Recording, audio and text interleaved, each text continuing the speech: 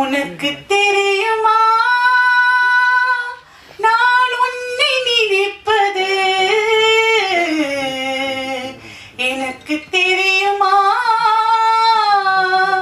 நீ என்னை அழைப்பது, மணக்க முடியுமா மலர் பறித்தெடுக்காமல், மாலையாகுமா அதை தொடுத்தெடுக்காமல், படிக்க முடியுமா தொடர்கதை தொடராமல், படிக்க முடியுமா தொடர்கதை தொடராமல், பாட முடியுமா ஒரு இசை எடுக்காமல், பாட முடியுமா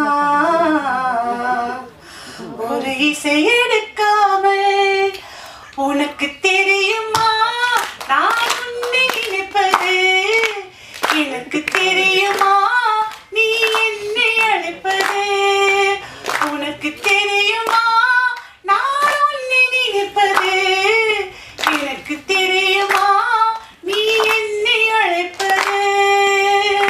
அவங்க எல்லாரும் சேர்ந்து நாங்க செய்யற ஒரு பெரிய கௌரவம் எங்களுடைய அப்பாக்கும் எங்களுடைய அம்மாக்கும். எங்களுடைய அம்மா இறந்துட்டாங்க.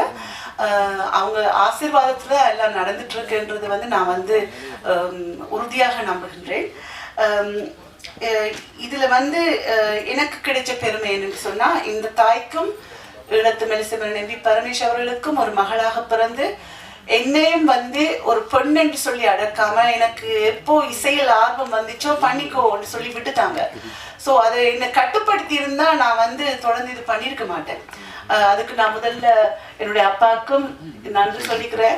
அதே மாதிரி என்னுடைய அம்மா, அவங்க இப்போ எங்க கூட இல்லை என்றாலும் அவங்க வார்த்தைகள்லாம் என்னை எப்பவும் வளர்த்துட்டு வழிநடத்திட்டு வந்திருக்கு.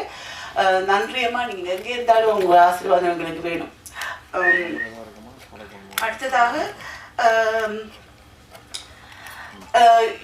சின்ன ஒரு விஷயம் நான் சொல்ல விரும்புகிறேன். ஈழத்து கலைஞர்கள் என்று சொன்னால் நாங்கள் ரொம்ப கஷ்டத்துல, அதாவது ரொம்ப பாடுபடுவோம். உங்களுடைய முயற்சிகளை எல்லாம், படைப்புகளை வெளியில கொண்டு வர்றதுக்கு, எல்லாத்தையும் நடத்துறதுக்கு, ஒரு அங்கீகாரம் பெறுவதற்கு நாங்க ரொம்ப ரொம்ப ரொம்ப கஷ்டப்படுவோம்.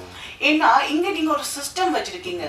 ஒரு ப்ரொடியூசர் இருப்பாரு, ஒரு டைரக்டர் இருப்பாரு, ஒரு ஆர்டிஸ்ட் இருப்பாங்க, நடிக்க வருவாங்க. அது இவங்க தான் ஒரு அமைப்பு இருக்கு. எங்க ஈழத்துல அது உருவாகும் முதல்ல எங்களுக்கு போர் எல்லாத்தையும் அழிச்சிருச்சு.